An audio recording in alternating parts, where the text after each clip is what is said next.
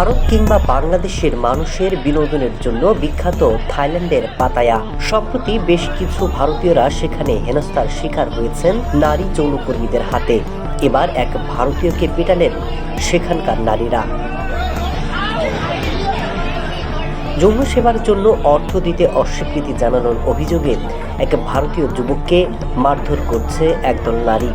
কয়েকদিন আগে ঘটে যাওয়া ওই ঘটনাটির একাধিক ভিডিও সামাজিক যোগাযোগ মাধ্যমে ব্যাপক ভাইরাল হয়েছে।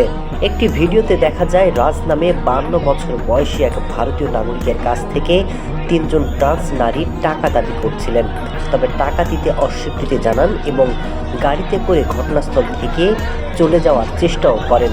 এরপরই ওই ট্রান্স নারীরা কিছু পথচারীর সাহায্যে তাকে গাড়ি থেকে টেনে বের করে আনেন। এরপরই জরুরি সেবা প্রদানকারীরা তাকে উদ্ধার করার আগ পর্যন্ত লাথি, কিল ঘুষি আর জুতা দিয়ে মারতে থাকেন।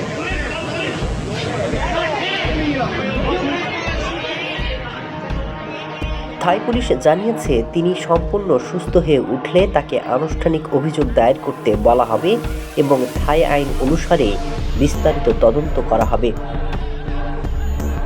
এর আগেও গেল সেপ্টেম্বরে এক ভারতীয়কে মারধর করেন থাইল্যান্ডের ট্রান্স যৌনকর্মীরা।